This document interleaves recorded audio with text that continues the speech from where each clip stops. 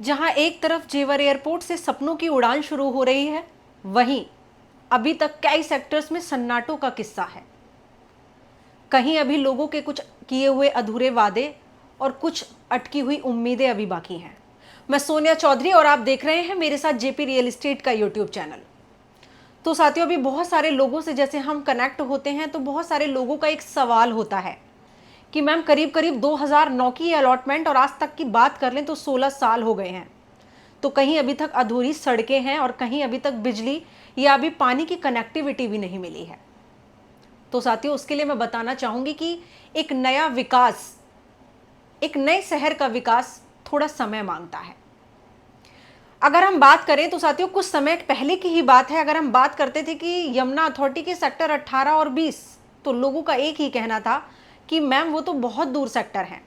लेकिन आज जेवर एयरपोर्ट की वजह से नोएडा, ग्रेटर नोएडा और आसपास जितने भी शहर हैं उनसे कनेक्टिविटी मिल रही है जेवर इंटरनेशनल एयरपोर्ट से। तो अब जो दूर सेक्टर्स थे वो बहुत पास हमें दिखाई पड़ते हैं। कहीं कहीं यमुना अथॉरिटी का ये भी कहना है कि जो ये इतनी चीज़ें डिले रही हैं उनकी वजह ये रही हैं, सबसे बड़ी चीज़ जो ज़मीन का अधिग्रहण हुआ है वो सबसे बड़ी समस्या रही है। वहीं किसानों का आंदोलन और किसानों का जो स्टे रहा है उसकी वजह से इन चीज़ों में देरी आई है। लेकिन अब हम देखेंगे जो एक समय में बहुत दूर सेक्टर्स थे, अब वहाँ पर हमें सड़कें भी दिखाई देती हैं, लोगों के कंप्लीशन भी बनते हुए नज़र आ रहे हैं और कहीं ना कहीं लोगों ने अपना आशियाना भी बनाना शुरू कर दिया है। हम पहले भी वीडियोस में बता चुके हैं कि किसी भी शहर की ग्रोथ होने में समय लगता है और यमुना अथॉरिटी अपने आप में बहुत वेल प्लान्ड जो अथॉरिटी है वो बनने जा रही है। तो ये यमुना एक्सप्रेसवे केवल एक रास्ता ही नहीं साथियों, भविष्य की रीढ़ बनने जा रहा है। इसमें कोई शक नहीं है कि यमुना अथॉरिटी के सेक्टर में या किसी भी जगह आप सेफ प्रॉपर्टी में इन्वेस्टमेंट करते हैं तो जो आपका इन्वेस्टमेंट है वो शानदार होगा। लेकिन ये लॉन्ग टर्म इन्वेस्टमेंट है, मैं अपने वीडियोस के थ्रू भी बताती हूँ। अगर आप सोचें कि आज मैं प्रॉपर्टी लूँ और 6 महीने 1 साल में मुझे यहाँ पर बहुत सारी चीज़ें देखने को मिले, तो वो अभी संभावनाएं थोड़ी सी कम हैं। लेकिन अगर आप आज प्रॉपर्टी लेते हैं और करीब करीब 3, 4, 5 साल का वेट आप यहाँ कर लेते हैं, तो आपको यमुना प्राधिकरण एक नया शहर उभरता हुआ दिखाई देगा। हर एक को लगेगा जो यहाँ पर अभी हमने इन्वेस्टमेंट किया है वो बेस्ट है।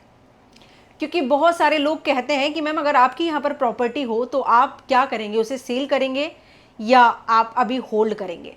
तो हम उनसे यही कहते हैं कि सर अगर मैं आपको पर्सनली बताऊं तो अभी समय नहीं है यहाँ से प्लॉट सेल करने का, क्योंकि अभी चीज़ें आनी शुरू हो रही हैं, अभी चीज़ें दिखाई देने शुरू हो रही हैं और अब समय आने वाला है जो लोगों का 16 साल से इंतज़ार था कि सड़कें कब बनेंगी, बिजली कब आएगी, यहाँ पर पानी के कनेक्शंस कब होंगे, तो वो अब शुरू हो चुकी हैं। जो अटकी रोड थी उन पर भी काम होना शुरू हुआ है। जैसे जैसे लोगों ने कंप्लीशन घर बनाने शुरू किए हैं तो उन्हें बिजली का कनेक्शन भी प्रोवाइड हो रहा है और वहीं वहीं जल्द ही पानी की सप्लाई भी यहाँ से शुरुआत होने को देखने को मिलेगी। क्योंकि एक समय पे जेवर इंटरनेशनल एयरपोर्ट के बारे में भी यही चर्चाएं थी कि ये सिर्फ हवा में है, यहाँ से कोई फ्लाइट नहीं उड़ेगी, ये एयरपोर्ट नहीं बनेगा।